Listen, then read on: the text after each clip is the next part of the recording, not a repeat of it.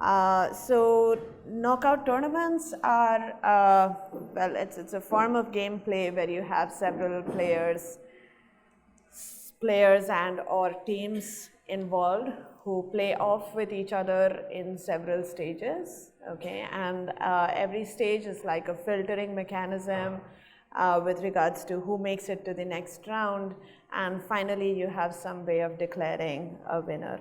So how many of you are watching the Cricket World Cup? It's like, give me a quick. Really, not everyone? Okay, that's kind of weird. How does the Cricket World Cup go? At least how did this particular Cricket World Cup go? What's the format of the game?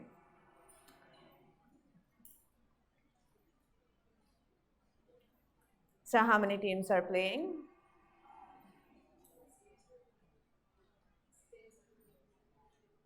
In the first stage, they play 10C 2 times, so that tells us that there must be 10 teams, presumably. So I think eight of them are just the top 8 ICC teams, and 2 of them are selected from qualifiers that are held prior to the World Cup. So they find some way of figuring out which are the 10 countries that play in the World Cup, and then in the first round, there is what is called a round-robin tournament, which is to say that every team faces off with every other team, and that's a total of, that's a whole lot of matches, 45, yeah, okay. So that's the first round of the first stage, and then how many teams do they shortlist from these 45 matches? 4 teams, and they proceed to what is popularly called the knockout stage, at which point, if you want to win the tournament, you can't afford to lose any match. Yeah? Okay, so I think these were the outcomes from the round robin. So I suppose all the matches have happened, and you have, you can tabulate what's going on here. And then I think you come up with, okay, I've not put it in, but you come up with a points table, which is currently being topped by, who is on top of the World Cup points table right now? India, okay, and followed by Australia, and then England, and then New Zealand, right? Okay, so the points in this case, at least, I think the way they're calculated is that you get 2 points for every match that you win, 1 point for every match that's a draw, and no points for any match that you lose. So, so based on what you just said, points table sabko rata hua hai. So India, Australia, New Zealand, and England are the top 4 teams, and they make it to the knockout stage. And here, what we have is the schedule of the semi-finals, where India plays off with New Zealand and Australia plays off with England, and the 2 winners advance to the final match, after which a winner is declared. So the question that we're going to really ask ourselves throughout today is, does it matter how the teams play off of each other in the semi-finals? So for instance, suppose you were an accomplished astrologer and you know who is going to win if a particular pair of teams play off with each other. So based on your astrology skills, you come up with this graph on the left. So let me just fix the notation here, because I think I remember that I've kind of spoiled you by reversing the conventional notation in the previous lecture. So let me just set the record straight. So if you have an arrow from A to B, we say that A wins, which may be opposite to what I said last time. So my apologies. This is what we will stick to throughout today, because it's the notation followed in the handbook and also in most of the literature. So one way to remember this is to think of this as, like, think of the direction of the arrow as telling you who is the better player. So think of this as A greater than B, yeah? A reasonable way to remember it. Yeah. Cool, so, so as I said, you are the oracle from the Matrix. If you have seen that film, every prediction you make is accurate, and so you bribe the oracle and you extract this outcome graph, okay, which is to say that if India were to play England, then India would lose. If Australia was to play New Zealand, then Australia would win, and so on. That's how you read off this graph, right? So based on this graph and based on the schedule that we have for the semifinals, who would win this World Cup? India? Okay, yeah, this is confirmed. So between India and New Zealand, India is going to win. Between Australia and England, yeah, okay, Australia. And between India and Australia, India is going to win. Okay. All right. Does a different schedule lead to a different outcome? So can you think of a different way of setting up these semis so that the outcome is different? Can this happen? Okay, so India versus England would make things go a little bit differently. So let's say we play off India with England. That would actually imply that India is out of the game immediately. And no matter what happens here, you know that the outcome is already different. Okay.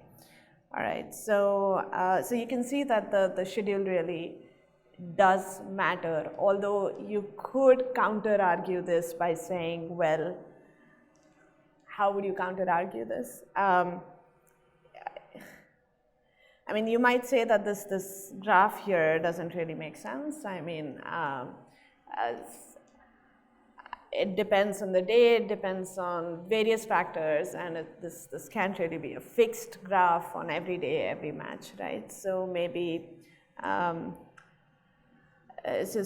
maybe it's just no matter. I mean, you could argue that these are 4 competent teams, and it could be anybody's day, and the seeding ideally should not matter.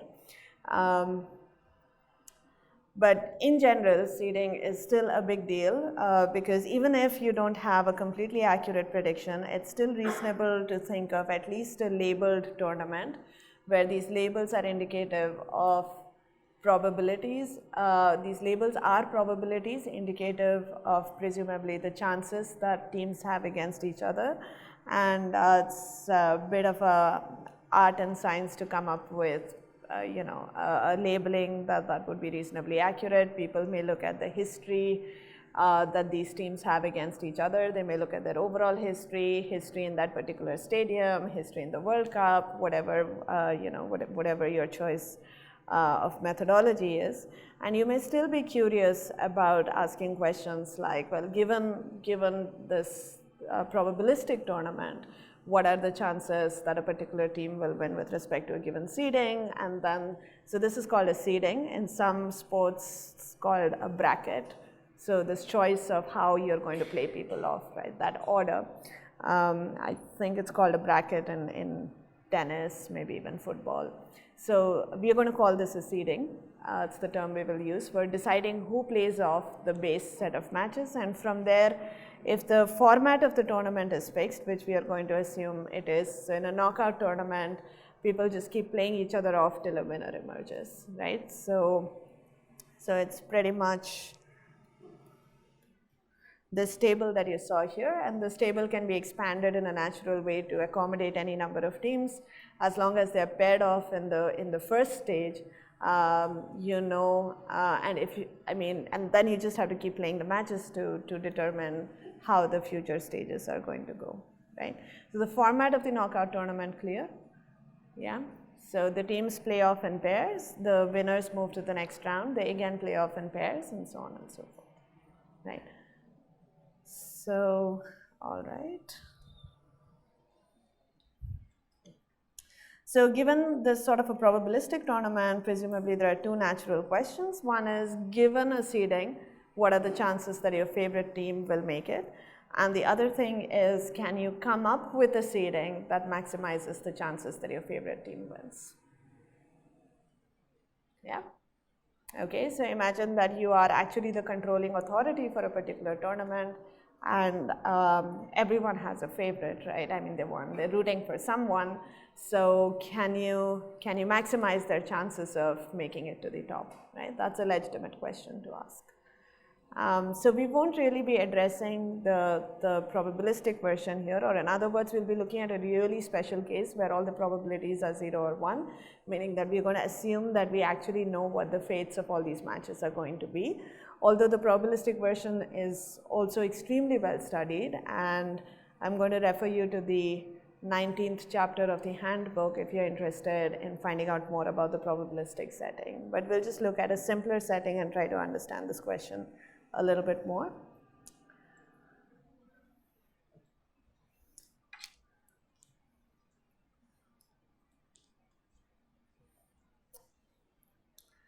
So in the deterministic setting, you actually, things do look like this. You're given, so you're going to call this the tournament graph, which is that for every pair of teams, you know that if they play each other, you know who is going to win. This graph is given to you, okay? And you're trying to figure out how to label this tree, okay? So let me just see. Just look at where we are. So you have, so I'm just going to draw this for 4 teams, but you can imagine that this is something that you can repeat easily as long as the number of teams is a power of 2. You can draw what is called a complete binary tree on 2 to the k leaves. How many layers will this tree have? So here we have the number of teams is 2 squared, and depending on how you count, so yeah, so okay. So you think of this as a tree with 3 layers. The bottom rung is the first stage where you have 2 matches, yeah. The second rung is the second stage where you have 1 match. And the third rung, well, it's not really a stage because at this point you have a winner. So there are 2 stages. The tree diagram has 3 layers. So we can just think of it as if there are 2 to the k teams playing in a knockout tournament, then the number of stages is going to be k. Yeah? Okay. So if the number of teams is not an exact power of 2, as is the case in the World Cup, if the World Cup were to be played as a knockout tournament with 10 teams, then the standard way in which they deal with this is that they introduce what's called a bye, which is that some teams only start out in the second round. Okay, so you have an incomplete tree, right? So it's incomplete at the bottom level. So some teams just start out in the second round, and depending on how many teams you're falling short on, you know, you may have multiple buys and things like that. So again, to keep the discussion convenient and simple, I'm going to always assume that the number of teams is an exact power of 2, but more or less everything we say can be easily adapted to a setting which has buys. Yeah. Okay. All right, so let's come back to our main question, which is, can we come up with a seeding that makes a particular player win? Okay, so is that question clear? Can everyone keep that at the back of their minds? We want to know if there is a way of fixing the ordering of the teams at the bottom. Actually, this doesn't matter. Within a pair, the order doesn't matter, but yeah, can you fix a labeling on the leaves of this tree in such a way that your favorite player emerges on the top? That's the question. If you had to come up with an algorithm to check what is the most natural, what's the brute force algorithm, and how much time does it take? So I want to know if there is a labeling of the leaves. So there are 2 to the k teams, right? If you like, you can call this M. There are M teams, and you want to know, is there a labeling of the leaves of this complete binary tree, which ensures that a particular favorite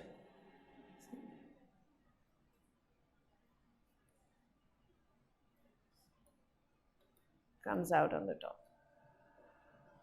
So how long does the brute force algorithm take? What is the brute force approach, and how long does it take? So we are going to assume that this is a complete binary tree which is symmetric in all respects. Yes. So actually, that's a good point. I mean, you could, like, the playoffs don't have to happen according to a complete binary tree, although arguably this is one of the most natural ways to do it. Can you think of other ways in which you could organize the matches?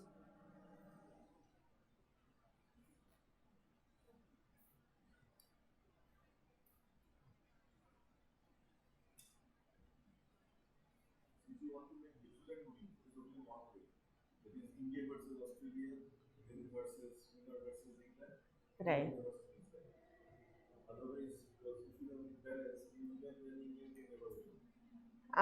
So who can never win in this picture, sorry? If it is balanced, Huh. then New Zealand can never win. Right. If it's balanced, in this example, for instance, New Zealand can never win because, yeah, New Zealand is losing 2 of its 3 matches, right? It's losing to 2 of its 3 opponents. So notice that to get to the top, you have to defeat at least how many teams? So remember that there are K stages, right? So every team plays K matches, and to get to the top you must win K matches because any loss immediately throws you out of the tournament.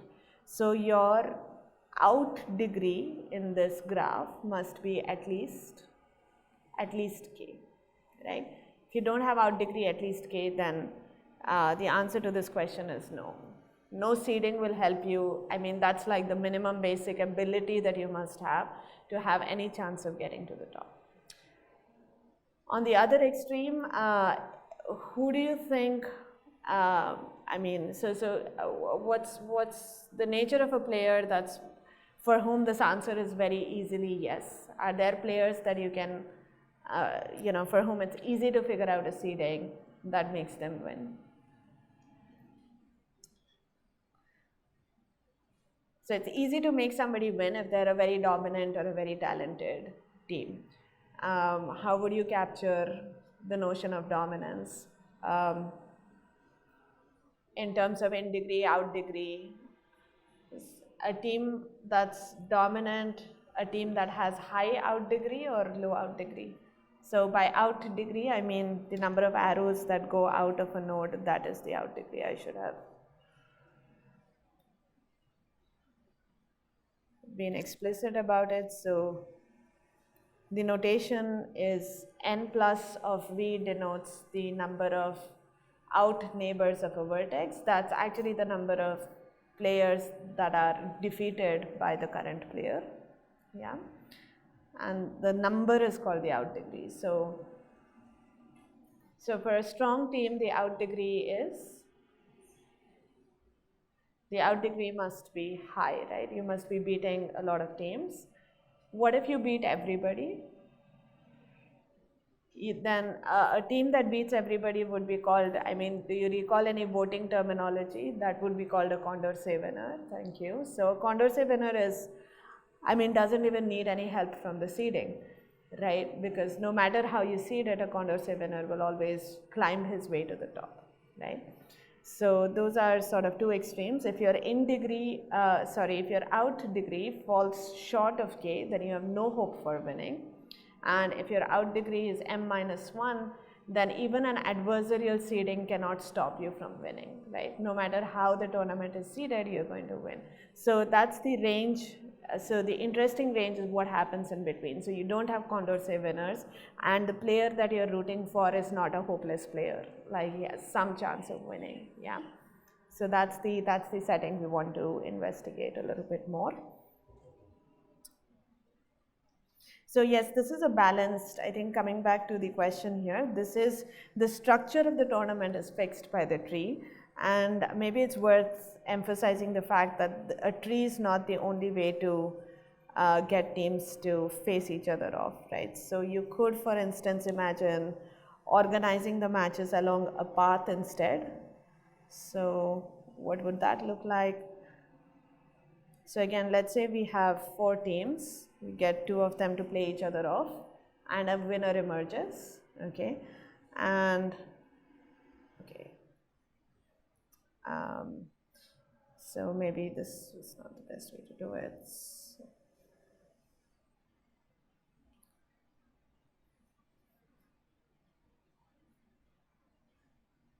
So let's say teams A and B play each other off and A wins, and then A plays the third team C, okay, and then maybe C wins this one between A and C, and then C plays the fourth team D, and maybe between D and C, let's say C continues to win, and now the fifth team comes in, plays off with C, maybe the fifth team wins, and so on and so forth. So this is a more linear way of organizing things. We're not having these parallel matches between m by 2 players in the first round. The first round is just between 2 players.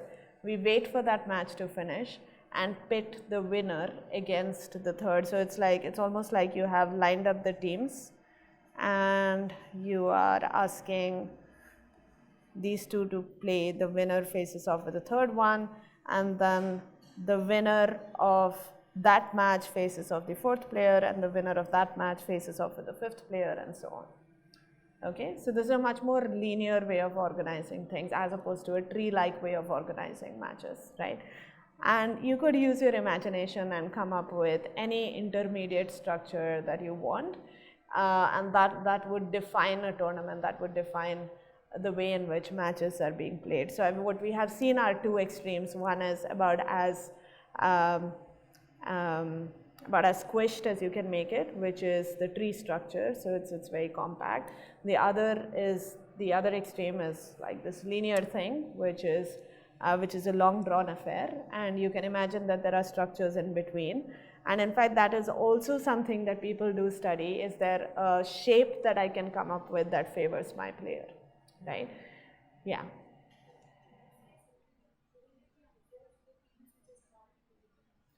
Yeah, so unfortunately, if you end up facing off with a strong player at the start, then so I mean, every player is probably going to have some sort of a lifeline in this setting. They're going to play for a certain duration till they get knocked out, and then it's going to be another player that takes the bat and plays for a few more matches. Probably doesn't even doesn't even survive beyond the only match that he plays.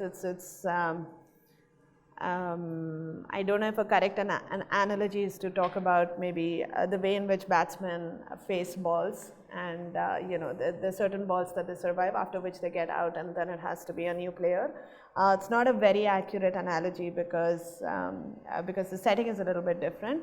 But yes, you could argue for so all knockout tournaments have share the feature that the moment you lose a match, you're out of the game, you're out of the entire tournament. So that is common to both the tree structure as well as the linear structure. So from the point of view of a single player, what's happening is that the central authority tells me that this is your next match, this is your next match, this is your next match, right? And you have to just keep playing them, and you have to win every one of them, right? The different ways in which things can pan out comes from two things. I mean, one is the order in which the leaves of the tree are labeled, because that determines who climbs up and whom you're facing. So you could be in a situation where a team that you would lose against is beaten by a team that you can defeat, right? Which is, I mean, it's funny when you say it, because if you think of a transitive tournament, then this would not happen, right? Because if you can defeat a team that is defeating another team, then you should actually be able to also defeat that team. But if you have a cycle, then you are in a situation where you may get lucky, and the team that's dangerous for you gets beaten by a team that you are comfortable beating. And you want to really create these situations for your player, right?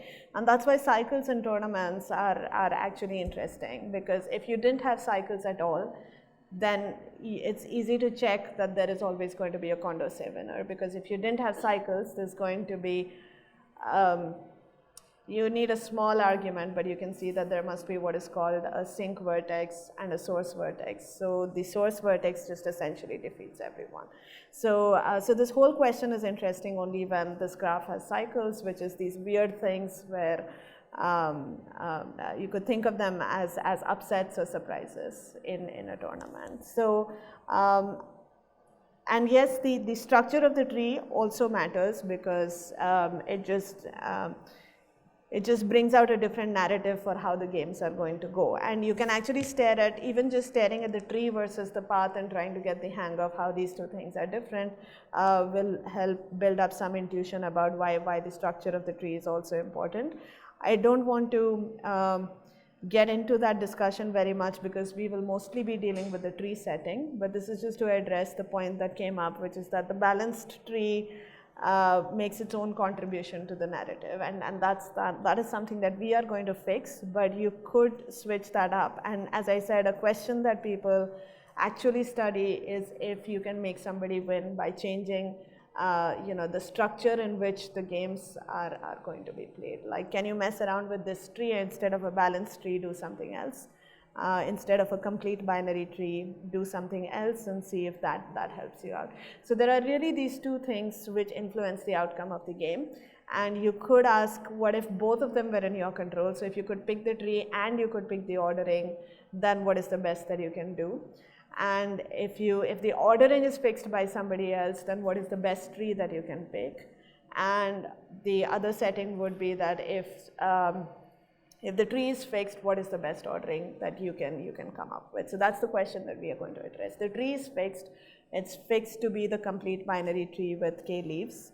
2 to the k leaves. And we want to investigate what's the best we can hope for in terms of an ordering. Yeah? Okay. So hopefully the question is clear. Yeah? Cool.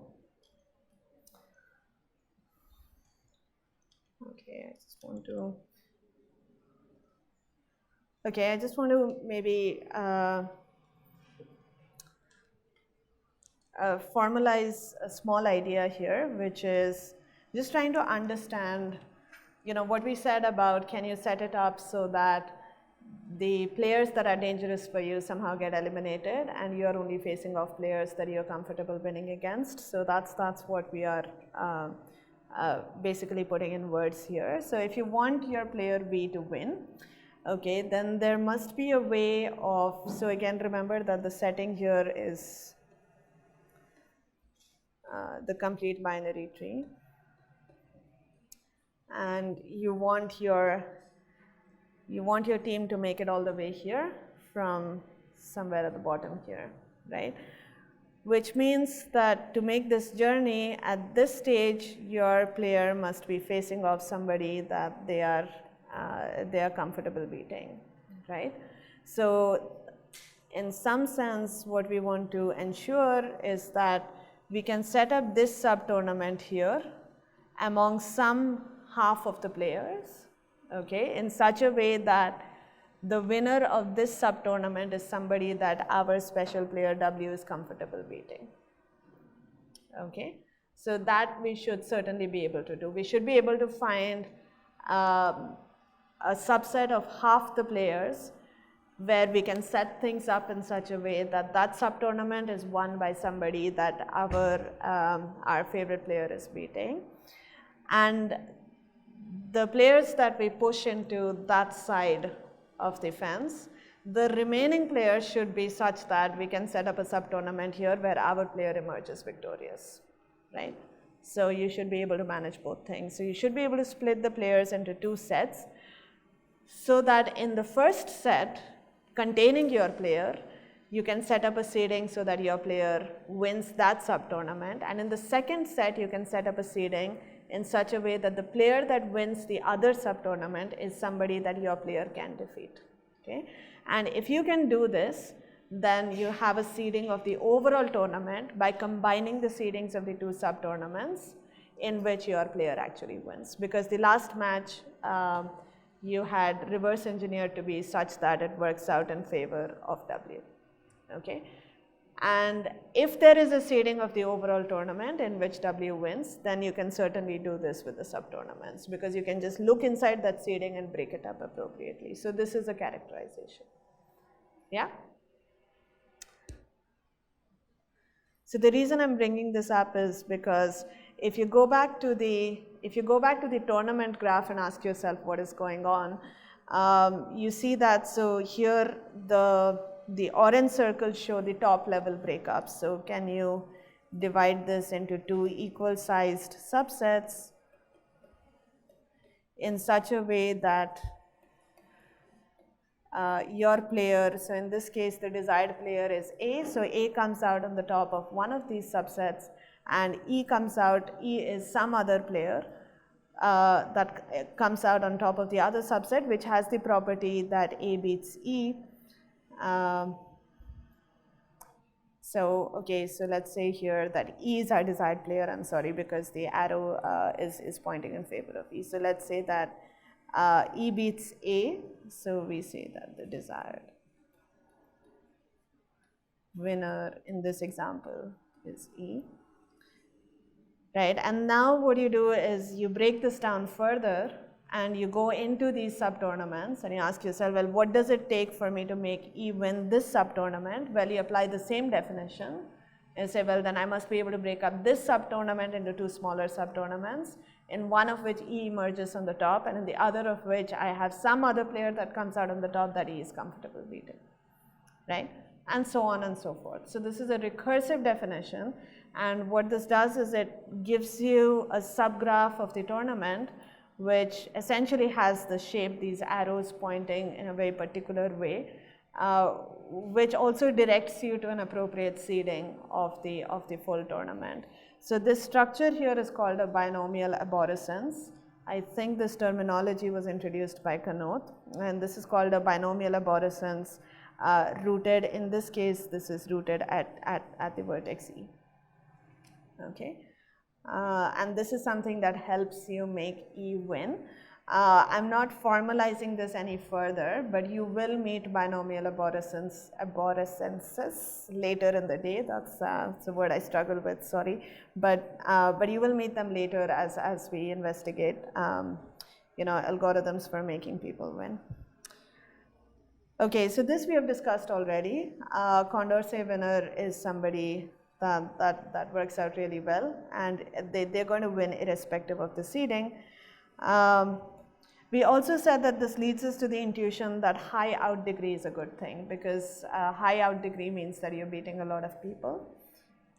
A Condorcet winner, of course, is a very demanding definition. It's saying that you literally beat everyone, but that's a sufficient condition for being able to make somebody win. Presumably, it's not necessary. I mean, you can still be a strong and a smart player. You may be defeating just about enough people, and the ones that you lose to, maybe you can set things up in such a way that they are gotten rid of by other people that you are comfortable beating. So let's try to see if there are other notions that are interesting. So here is one where we say that a king is a node that has a path of length at most 2 to any other node, which means that here's a bunch of people that you're anyway beating. Okay, and for anyone else,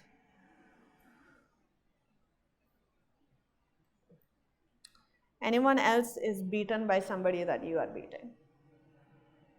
Okay, so that's what it means to say that everyone is reachable within 2 hops. Yeah. Again, if you think about it, I mean, we said that the players who have no hope are players which have low in degree.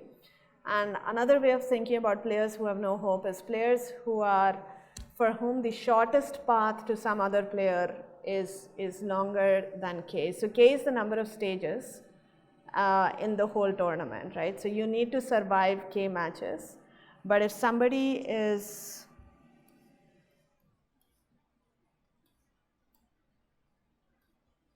so if this is the desired winner, but here's somebody, and you're going to only have, let's say, 2 matches in your tournament, and somebody is 3 matches away and there is no shorter path to B, I'll let you think about why this makes it problematic for us in making W win. When somebody is too far away, this means that, notice that all the other arrows here are pointing against W, because if there was any of the other intermediate arrows pointing in the forward direction, then you could have. So remember, I'm saying that this is a shortest path. So the comment I'm making here is that if the shortest path from your favorite player to some other player is terribly long, right, then that makes this not such a great situation for your favorite player. So on the shortest path, every intermediate player defeats your favorite player. Why is that? Or is that true? So on the shortest path, I claim that any player who is on the shortest path from W to V must actually defeat W. Because what if they didn't defeat W? That means W defeats this player. What does that contradict? Right, it contradicts the fact that what we wrote down below was a shortest path, because using the blue edge, you can actually bridge your way onto this intermediate vertex and bypass the other two edges and get a shorter path. Yeah, is that clear? So I was claiming that you need at least 2 intermediate players before you can reach V, but actually the blue path combined with the last edge actually says that you only needed 1 intermediate player to get to V, right? So that's your contradiction. So on the shortest path, every intermediate player on a shortest path is in fact beating W. Okay? And our intuition has been that if a lot of people are beating your favorite player, then that's not such a good situation for your player. Okay? So think about how you can, is there a formal statement that you can extract out of this intuition? I'll leave this at that. But let's come back to this notion of a king. So we said that a king is a node that has a path of length at least 2 to any other node. And the claim is that every node with maximum out degree is in fact a king, because I want to make this claim explicit, because otherwise it's not clear why a king should always exist. So for instance, Condorcet winners are really nice, but they don't always exist.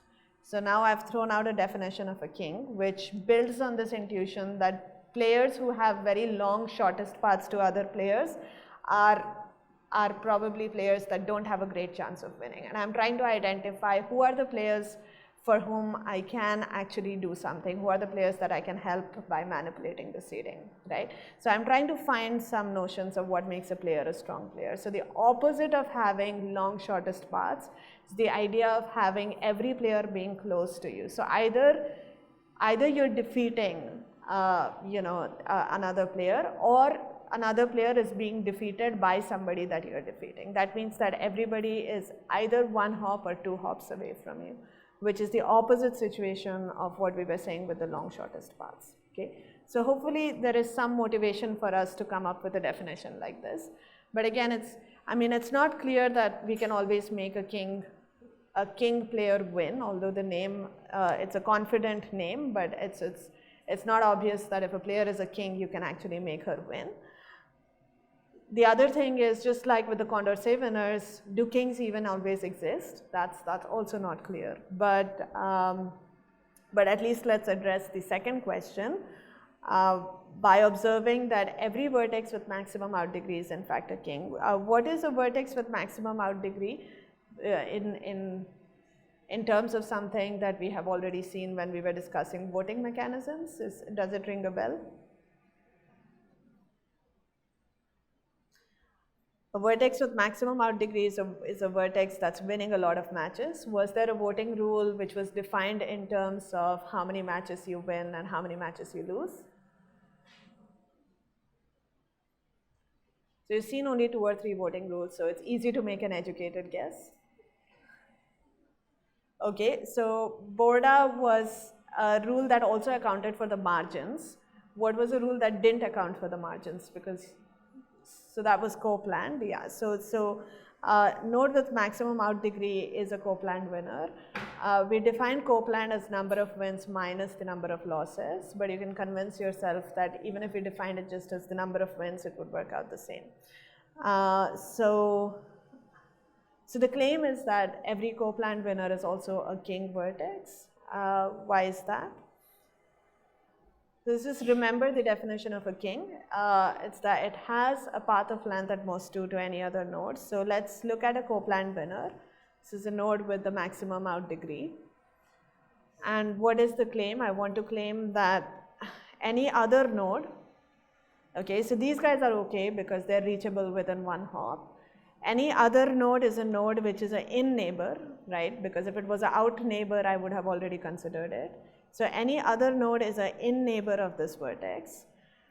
And I want to claim that this in neighbor is reachable within 2 hops, which means that it must be beaten by one of the out neighbors of V, right? So let me call this vertex V. And I want to claim that this star vertex here, let's call him U. So the claim is that U is beaten by one of the out neighbors of V. Why is that?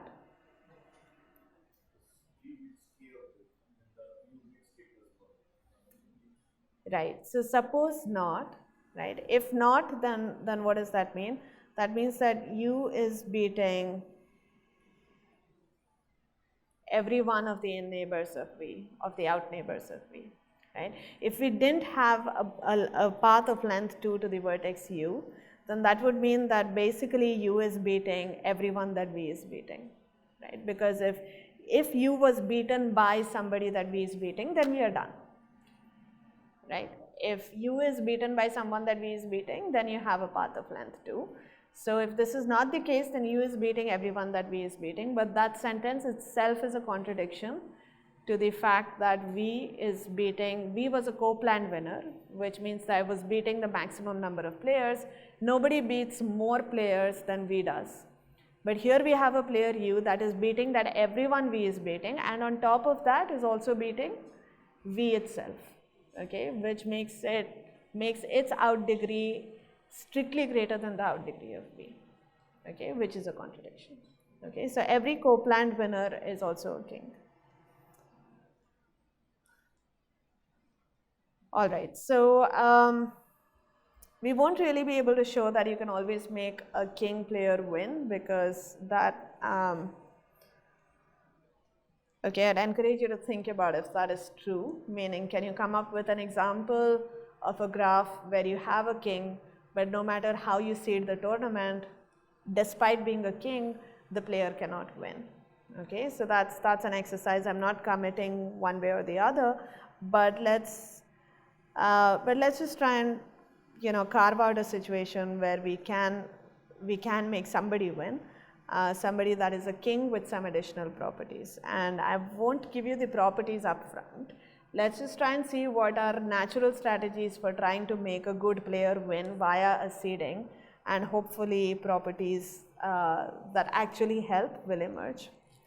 So for that discussion, I want you to just go back to the picture of the knockout tournament, and I want to bring about a perspective on seedings which involves matchings.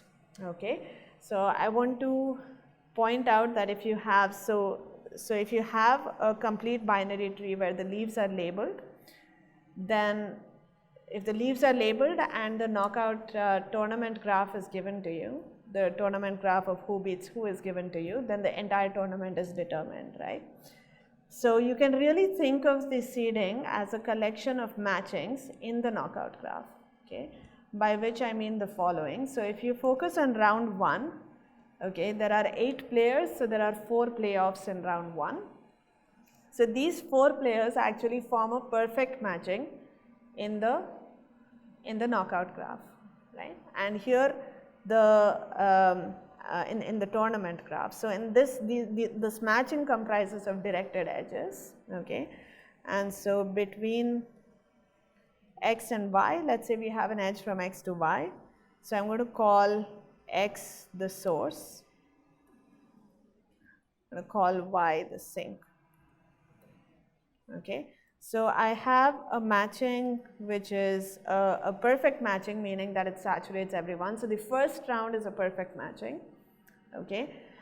And which are the vertices that advance to the next round? Are they the sources of the matching or the sinks of the matching? The sources, right? This is an exercise in notation just to make sure that you get the direction of the arrows right. So the sources are the dominant players, so they win the playoffs given by the matching and they move to the next round, right? Okay, and in the next round, so in this example, in the next round we have A versus C and E versus D, which is also a matching. It's not a perfect matching, but it's a matching, well, it's a perfect matching on the sources of the matching of the first round, right? And that the sources of this matching advance to the next round and you get one more edge. So it's a collection of 3 matchings where the kth matching has half the size of the k minus 1th matching, right? So the first matching will always have size m by 2, will have m by 2 edges. The next matching will have m by 4 edges and so on, which is why you can imagine that it's convenient to think of m as a power of 2. But as I said, if that's not the case, then you will just have some bias at the bottom and these matchings will be slightly truncated in the early stages. Okay.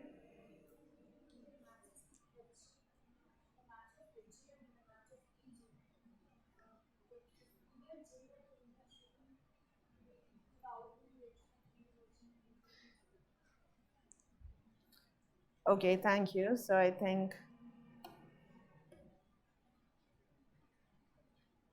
so E is in fact a source on this edge.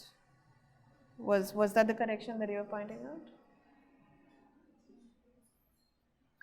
Oh, I see, sorry. So, but E is also winning against G, right? So between H and G, so between H and G, G is winning.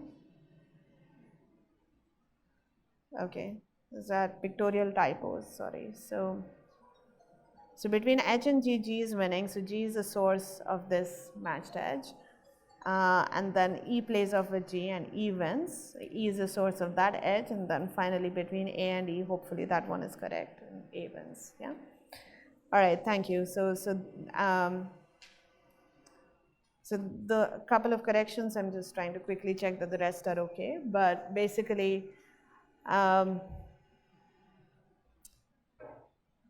yeah, I think it seems fine. So you can think of a seeding as a collection of matchings, which keep getting smaller and smaller till you have a matching with just one edge, right? So start out with a matching on m by 2 edges and go all the way up to a matching with one edge, right? And what you want is your player to be a source vertex in each one of these matchings, right? So can you come up with a collection of matchings where this is the case?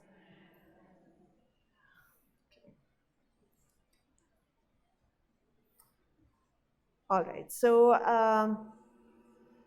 let's go back to our, so now again I'm going to denote the desired vertex by k, just to recall that we are trying to see what are the circumstances under which we can make a co-planned winner an actual winner of the tournament, because it seems like a high out degree is a good place to start. So we are taking the vertex with a maximum out degree.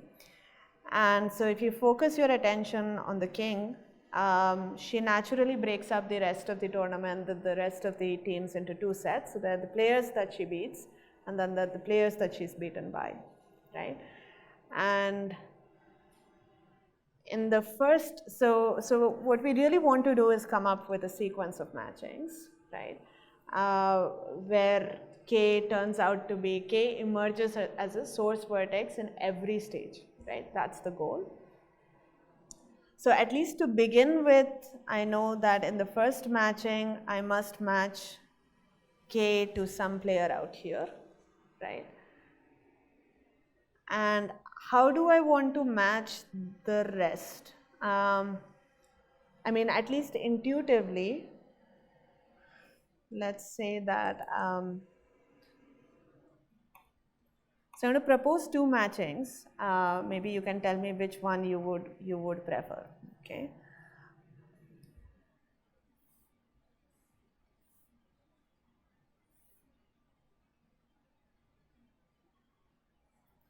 So let's say that there are 6 players remaining. So it's a total of 8 players. So K got matched to some player A that she is defeating.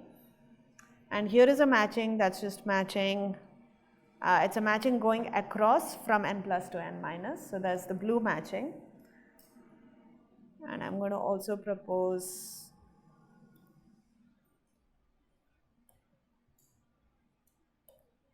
an orange matching, which is picks the same edge as the blue matching here.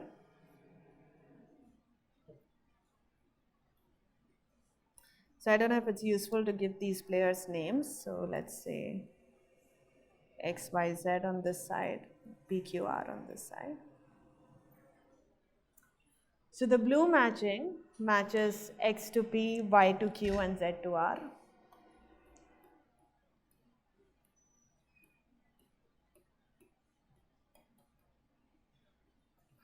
While the orange matching matches, the orange matching matches X to Y, P to Q, and again Z to R.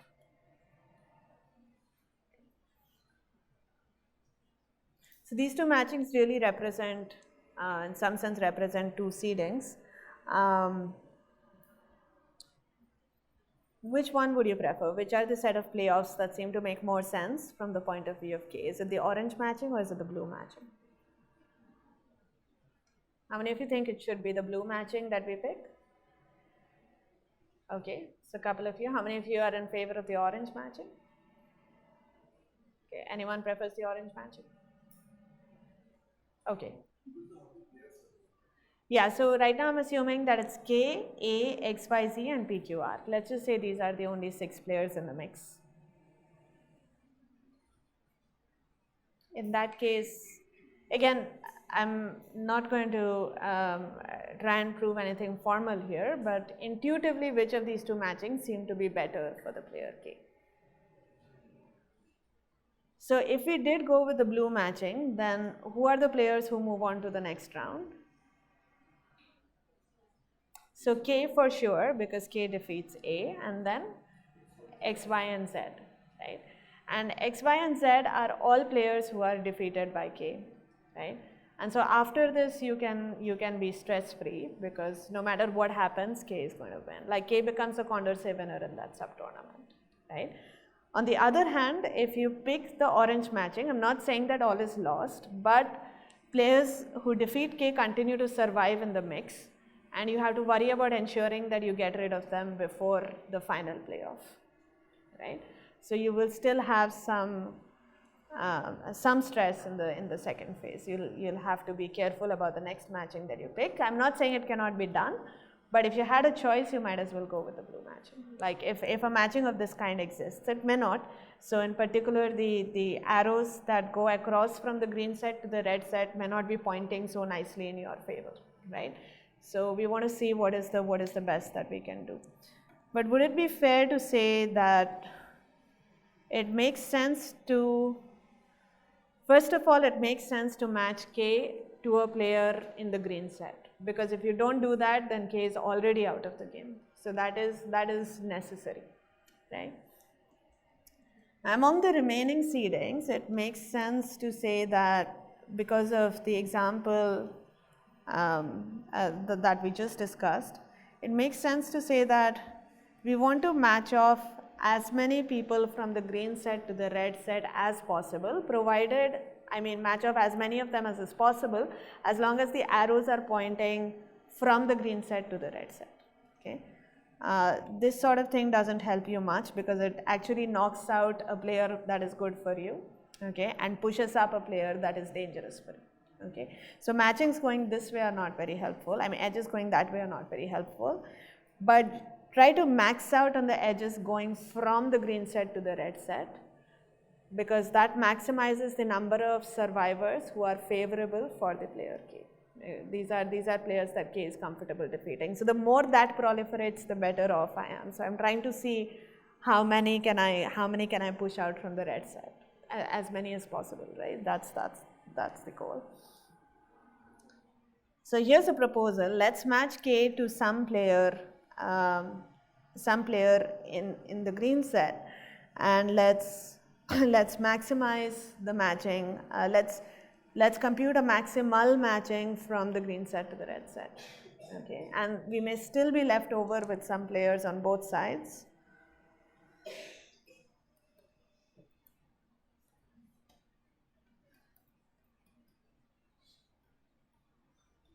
So by the way, we have an even number of players altogether.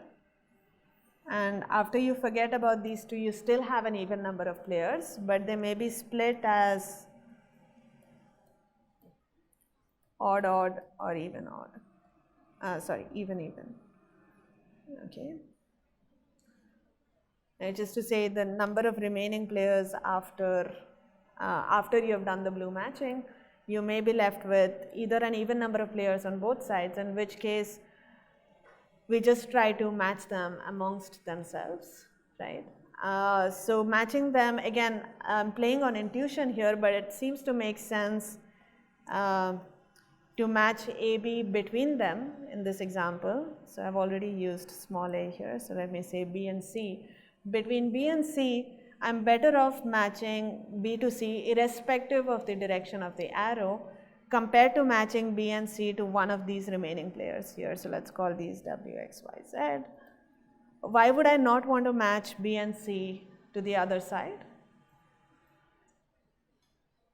So if I didn't match B and C amongst themselves, then since I know that I have to come up with a perfect matching on this whole set, if I didn't match B and C amongst themselves, then both of them will be matched to players on the other side. And between B and C and any of these other players, who is going to win? Yeah, given that the blue matching is a maximal matching that was going from the green set to the red set, a maximal matching is a matching that cannot be expanded upon anymore, which is to say that there are no more edges left which are going from the green set to the red set. Yeah, because if there was, then you could have extended the blue matching, contradicting its maximality. So all the remaining edges are pointing in a direction that is not good for you. So this is the situation for every edge between W, X, Y, Z and B and C. So if you were to match B and C to the outside world, then you would lose both of them, and you would actually be pushing two of the red players, two of the dangerous players into the next round. Versus if you match B and C amongst themselves, you do lose one of them, you can't help it, but you at least lose only one, right? And by pairing off W, X, Y, Z amongst themselves, you get rid of at least two of them.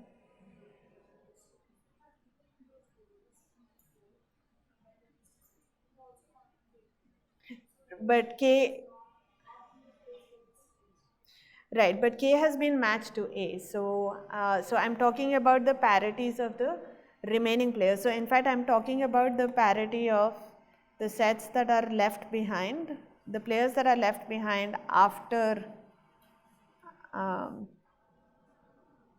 these folks have been matched off. So the red edge and the blue edges, let's pick them. The blue edges are, let's say, the maximum number of people that I can match from green to red. And Ka again is something that I have to do. I mean, I have to match K to somebody inside, right? Now let's look at how many players are left. So those are the black star vertices, and that composition could either be, so we started with an even number of players, and we have gotten rid of players across a matching. So we have removed an even number of players, right? So K and A and both endpoints of the blue edges. So we're still left with an even number of players who could be split as odd odd or even even. And if the split is odd odd, then you don't really have a choice, you have to suffer a red edge. Okay? Yeah? So that's something that we will pick if required, right? Because notice that there's no question of optimizing the green-red split. That is just by definition. I mean, that is just reflective of the quality of the player K. So that's something given to you by the tournament. Okay. So this is pretty much the algorithm that we are going to try and formalize now. So I've just pulled this out from the handbook. So let's just sanity check. I mean, given the discussion, it should now be reasonably straightforward to go through this procedure. We'll still have to argue that the procedure makes sense, and we'll come back to that. But this is the formal description of the algorithm is recursive, which is to say that, so we are trying to build, so the notation that they use So let me just flag this for you. Okay, so that's the wrong thing to use, sorry. So the notation they use is that you want to output a collection of matchings, and every matching is tagged with the round number of that matching. So I mean, you can, by looking at the size of the matching, you know which round it represents, but just to be clear, this is the log mth round. So log m for us is k. So in the last round you just have one matching edge, right? And here again, what you have is again a matching and a round number along with the remaining matchings which are being delegated to recursion.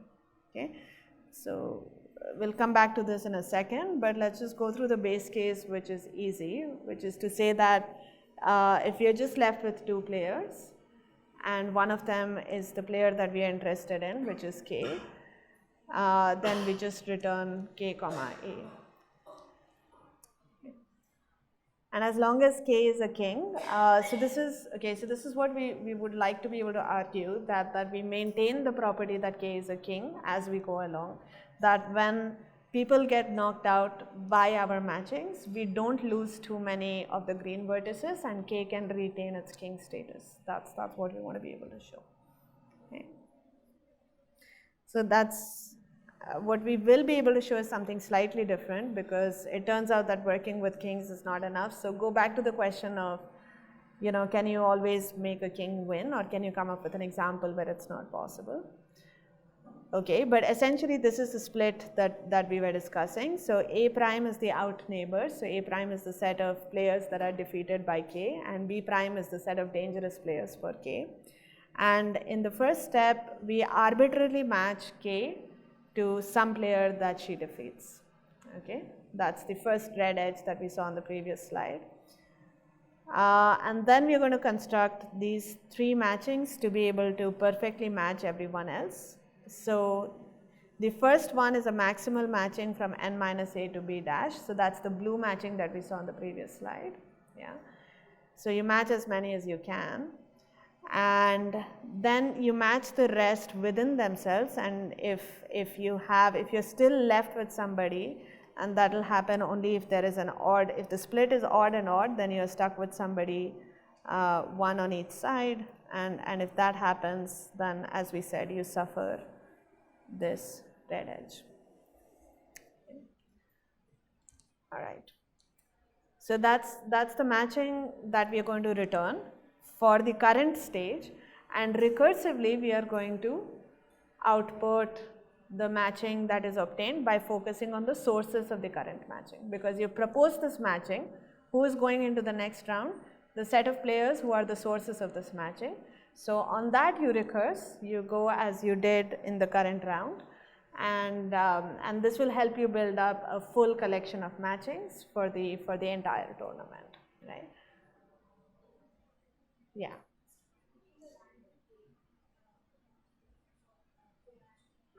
Right. Yeah, that's a good point, and I think that's an optimization that we can do, because if this A was somebody who had an out neighbor to the other side, you might as well leave it alone and pick a different A. It turns out that for, I think, the specific statement that we are going to prove, it will not be required, but you might as well do it. It will not hurt. Yeah. What we're saying is that even if you pick it arbitrarily, it's still going to be enough, right?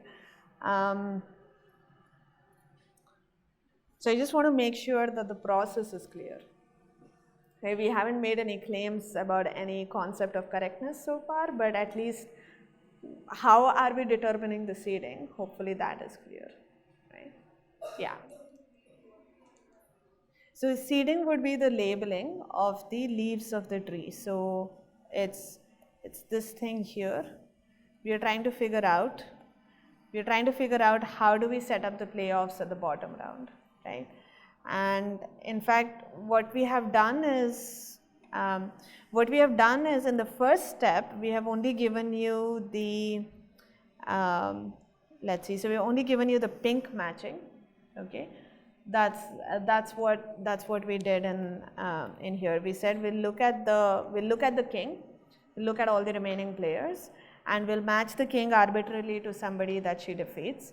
And then among the remaining players, we will greedily match as many as possible from green to red.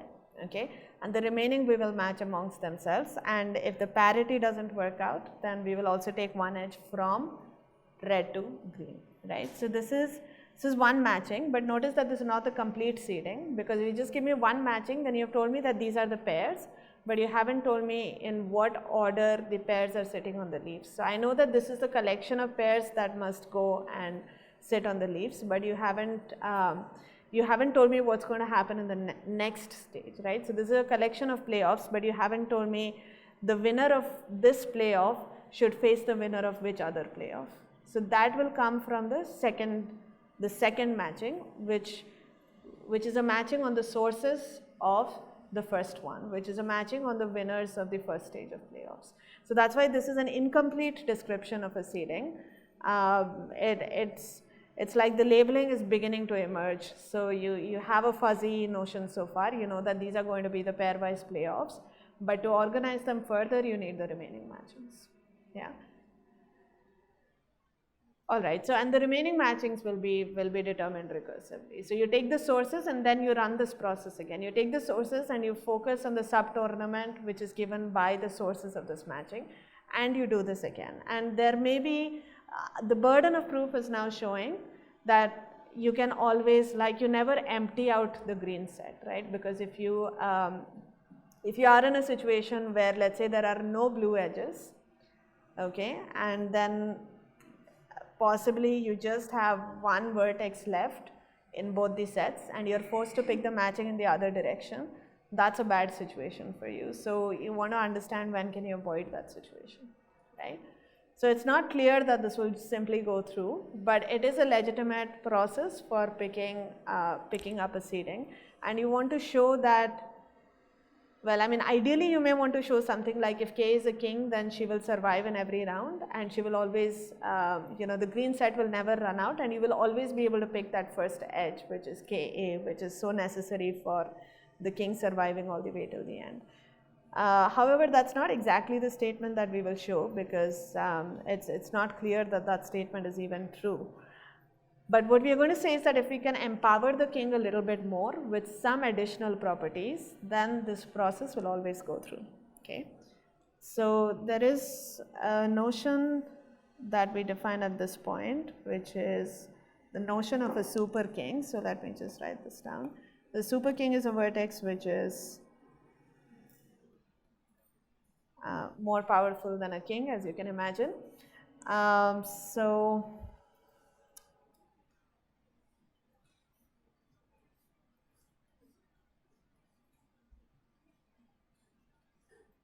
it's still a vertex with maximum out degree.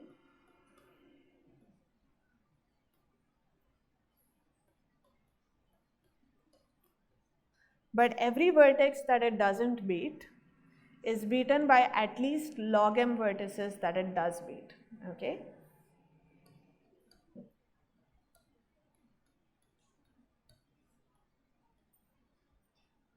So all these logs are to the base 2, okay? So by log m now we mean K.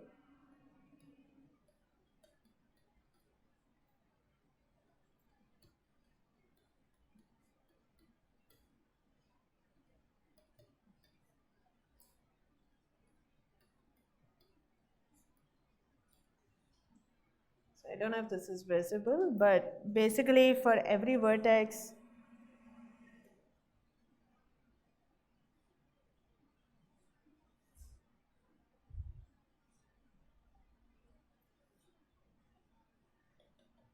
so for every vertex that V does not beat, such vertices get beaten by a lot of vertices that are beaten by V. Okay. It's a bit of a definition to keep track of, but hopefully the intuition is clear. What we are trying to capture is this idea that we'll never run out of constructing our blue matchings, right? So what we want to say is that that's a rich set. So, so we'll always have plenty of opportunity to be beating out the red guys in the picture that we just created. Yeah, that is the idea with the definition of a super king.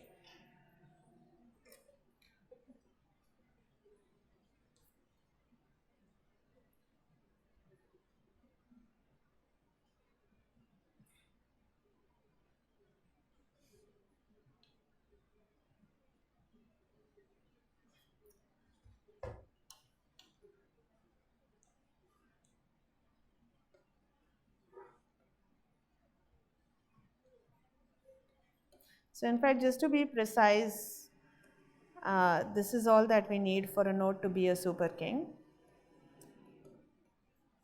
So we don't explicitly require maximum out degree. All we are saying is that for every vertex that you're not beating, there are plenty of vertices that you beat that they beat, okay, that they're beaten by.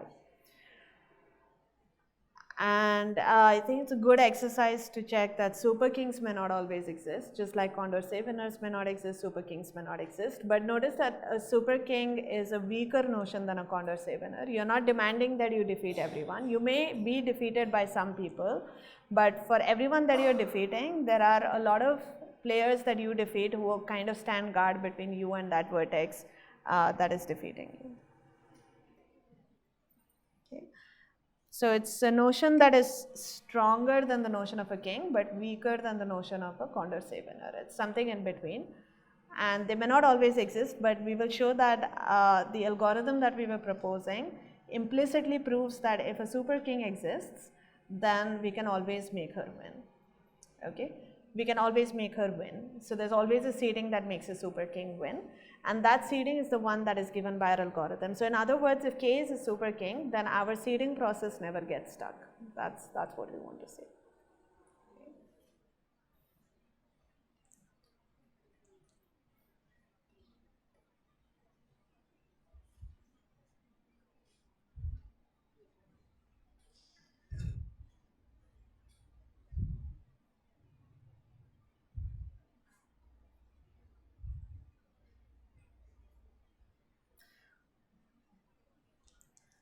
So in particular, what happens when you move from one round to the next is that your focus shifts from the full graph to the sources, right? So these are the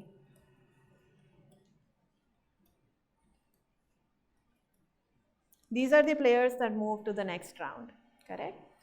So what you want to show is the following. You want to show that if K was a super king in the current scenario, then K continues to be a super king in the new scenario, okay? And if you can show that, then you can use that lemma to formalize an inductive proof for why the algorithm will go through. Because you can say that suppose on every tournament that has K players, if there is a super king, then you can make her win.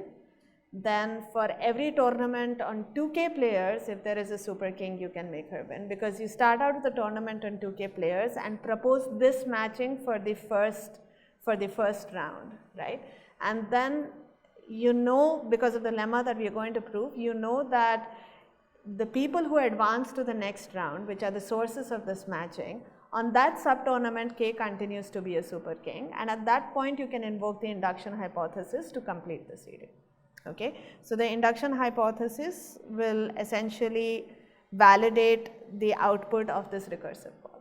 Okay, so we're saying that on all smaller sub-tournaments, things work out nicely. That's the inductive hypothesis. But to be able to apply the inductive hypothesis, my burden of proof is to show that the special vertex that I'm looking at continues to be a super king. Because the inductive hypothesis says that on all tournaments on K players, we can make a super king win. So when I'm proposing this seeding here, when I'm proposing this matching here, I want to make sure that in the sources of this matching, among the sources, K continues to be a super king. I have to demonstrate that. Once we demonstrate that, then we are done, because then the inductive hypothesis applies and the rest of the algorithm works correctly. The recursive call correctly outputs seeding on the smaller subtournament. Is that clear? That's the framework of the proof. Yeah. Okay. So really we have to show that among the sources K continues to be a super king. So we don't have to say anything about the vertices in A prime because they are all out neighbors of K. Remember that the definition of a super king is that if you are defeating K, then you must be defeated by a large number of people who are defeated by K. That was the definition of a super king. So let me just recollect it here quickly. So for every B that is not in the out neighborhood of K, right?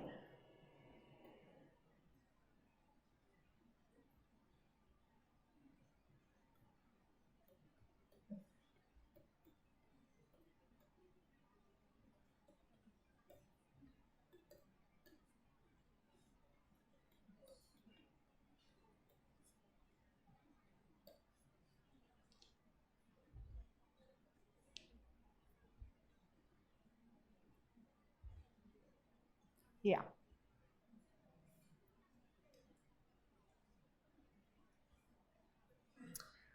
So let's focus on the players who are in B prime who survive in the next round because these are the in neighbors of K and that's where we have a burden of proof. So if you are an in neighbor, I want to say that there are lots of out neighbors who are beating you. So if you are an in neighbor of K who made it to the next round, why was that? It was because this maximal matching couldn't catch hold of you, right? Yes? Okay. Now, what can we say about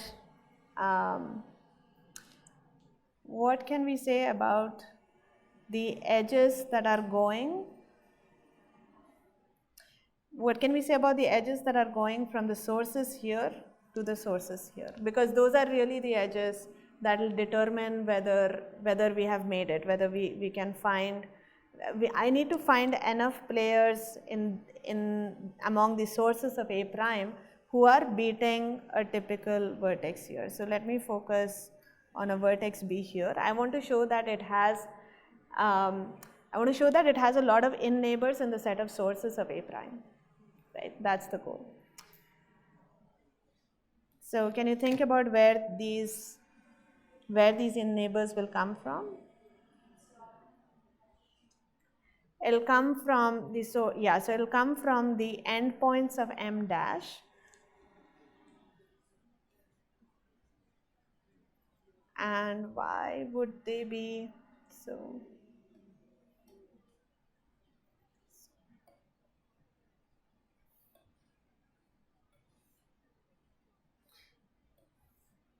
So this is your claim that the sources of M dash, that matching, would be in neighbors of the vertex P. Okay, why would that be the case?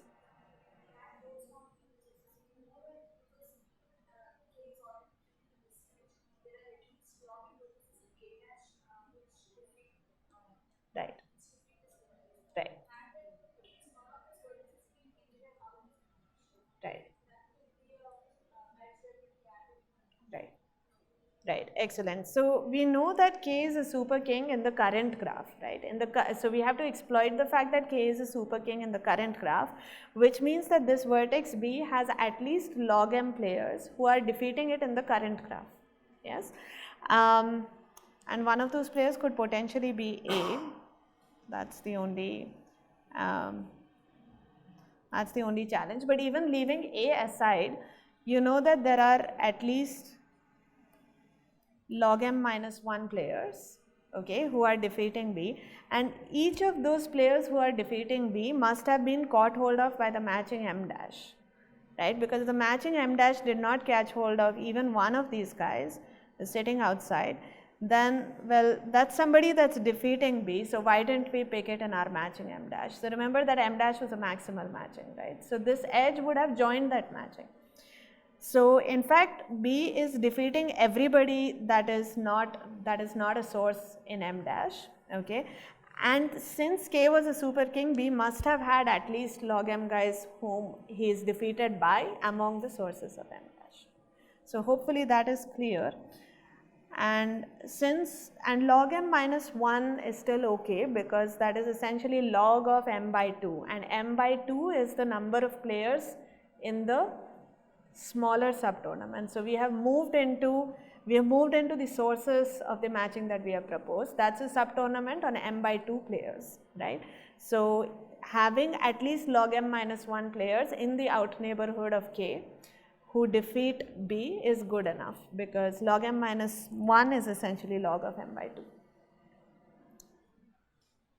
Okay, so that shows that B is indeed defeated by a lot of out neighbors of K, even in the smaller subtournament. So K continues to retain its super king status in the subtournament, which means that at this point we can in fact invoke the inductive hypothesis.